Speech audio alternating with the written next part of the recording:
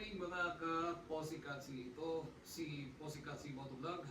At gaya ng ipinangarap po natin 6 days ago nung tayo ay nasa Motoworld Alabang ay ipa-vlog natin ang helmet na nabili natin, which is yung AGV K5 Jet Asia. Makikita nyo, ito siya.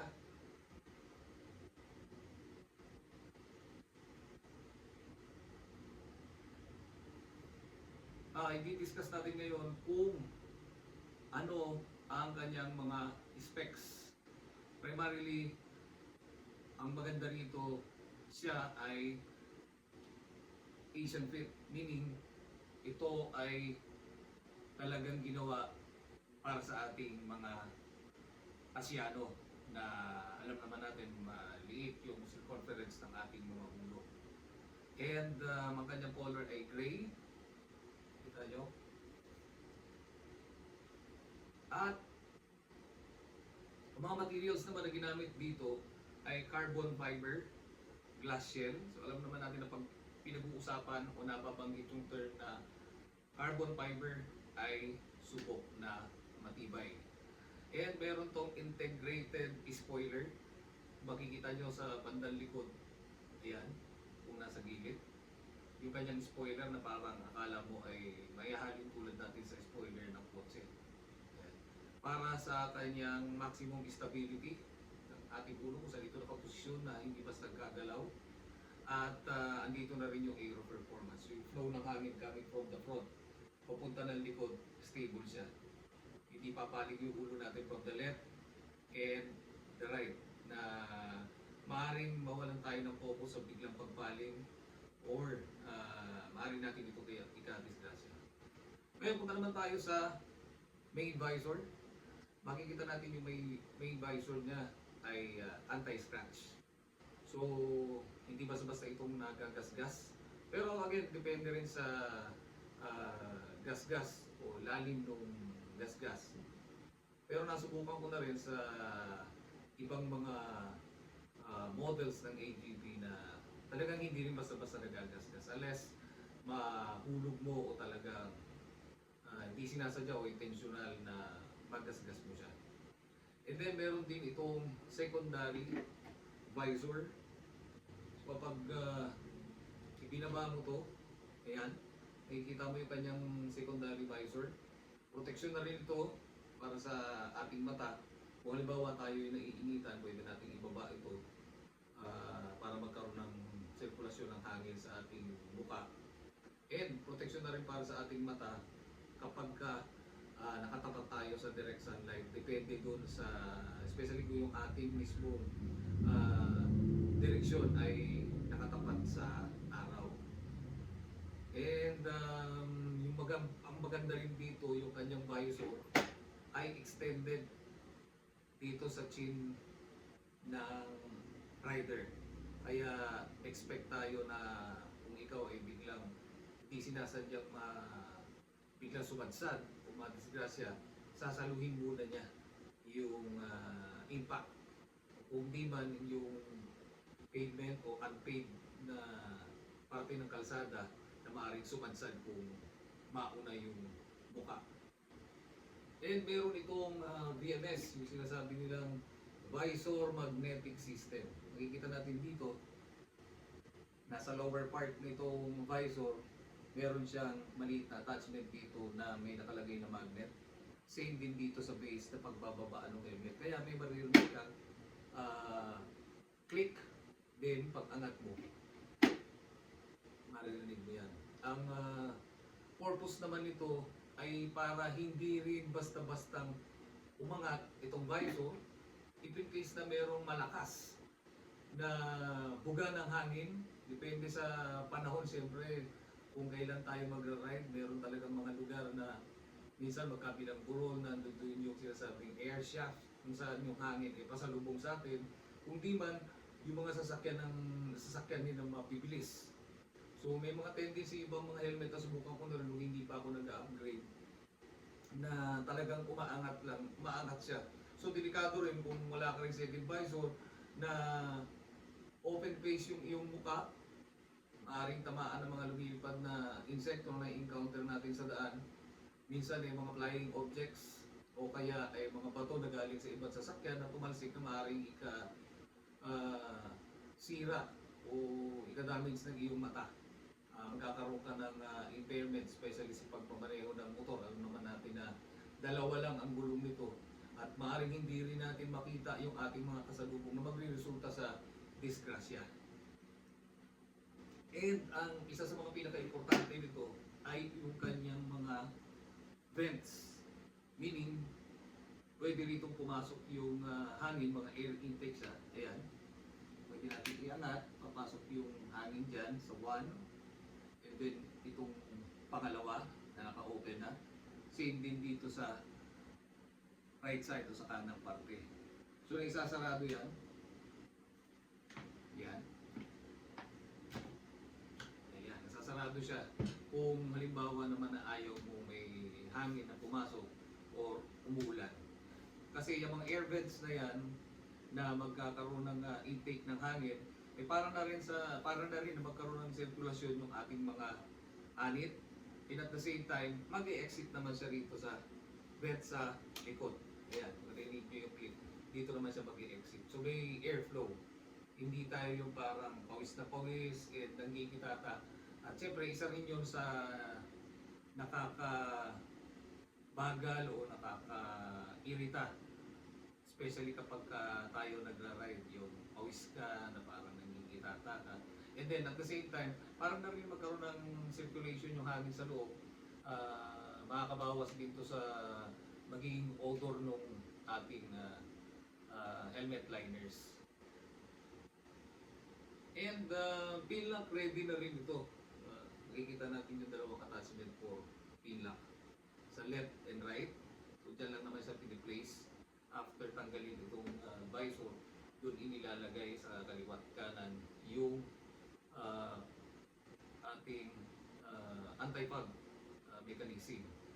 Number 1, napaka-importante nito, especially kapag umuulan, yung biglang pagbabago ng temperatura plus yung ating hininga from temperatura sa labas at temperatura sa loob, hindi sila magkaparehas. So pagka huminga ka, automatically yan kakaroon ng fog dito.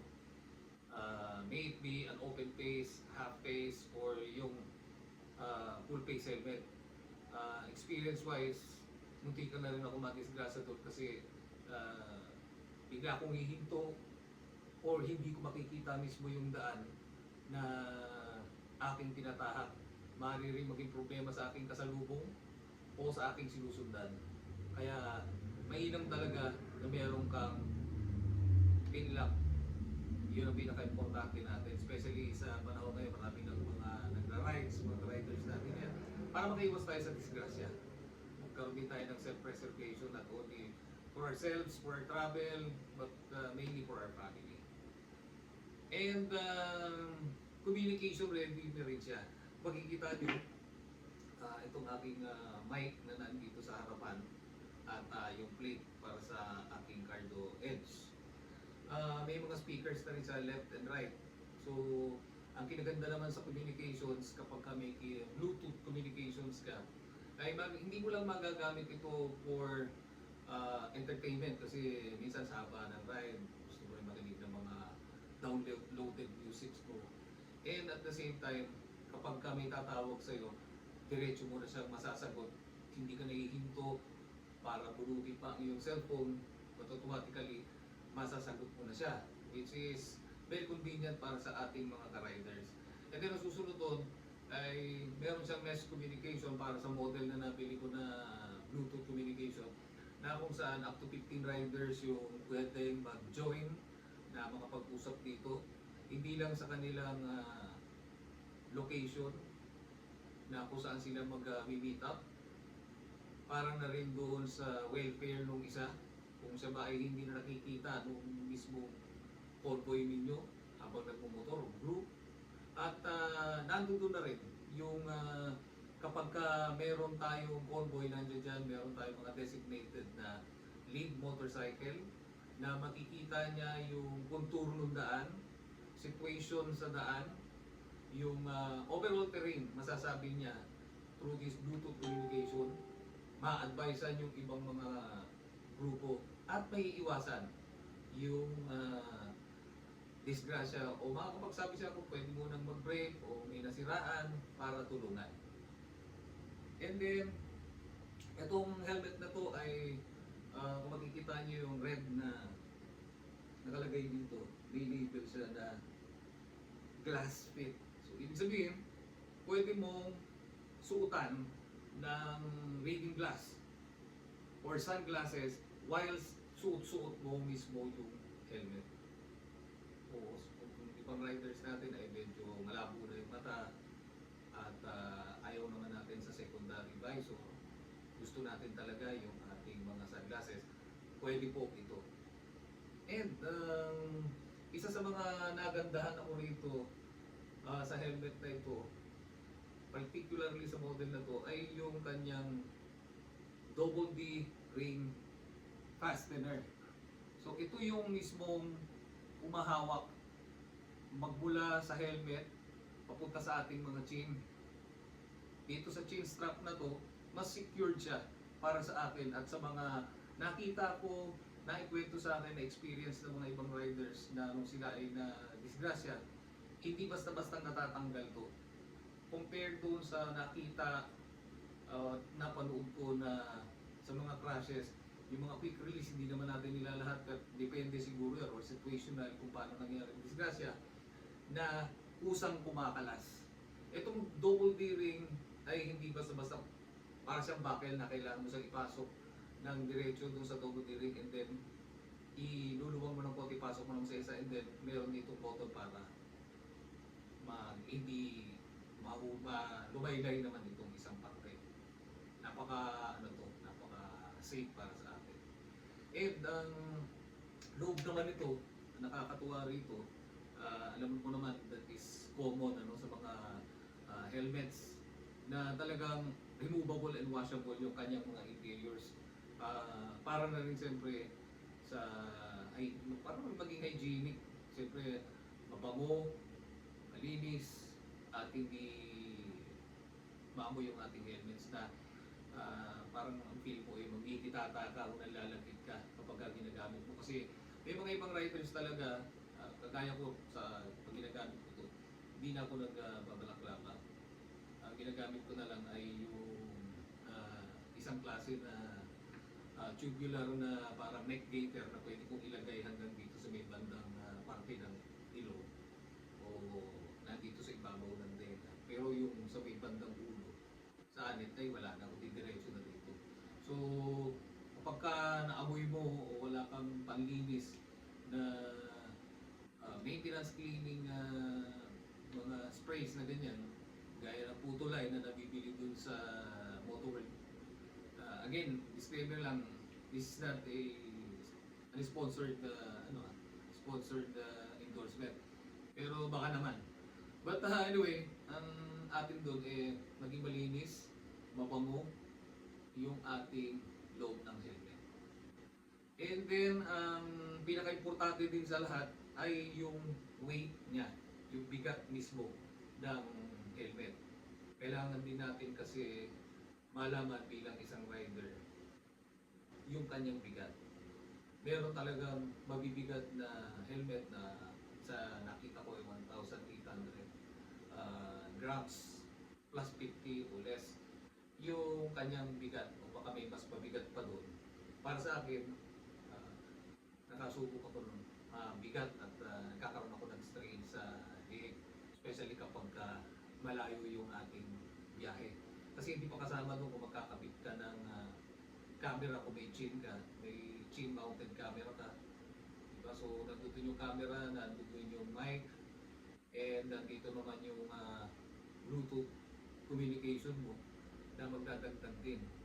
So, kailangan i-consider yun para yung rider hindi ka pagod o minsan sa lakas ng hangin na pumapasok dito, halos mapingi ka, nagdidisyo tayo mo, kakaroon ng ringing na nakakadagdag din after the rides ng pagod. So those are the things na dapat i-consider kinokonsidera sa pag-acquire ng helmet is yung weight, and then yung helmet noise na alam naman natin na nakakadagdag, hindi lang actually ko na-discuss dito yan, kundi yan general information na rin doon sa ibang mga vlogs na kailangan medyo tahimik din yung helmet. So, I would recommend na gumamit kayo ng earplugs para sa inyong mga helmet para malesen yung ingay at hindi kayo masyadong pagod. And ito lang yung aking review para sa helmet na to. Para sa ngayon. Sa susunod naman, i-review ko yung ibang helmet gaya nitong O'Neill and yung iba pa na meron tayong helmet para magkaroon na rin tayo ng impormasyon sa kung ano ang mga specifications sa mga helmets na meron lang tayo. Again, mga ka-riders, ride safe and God bless. Thank you. Till next time.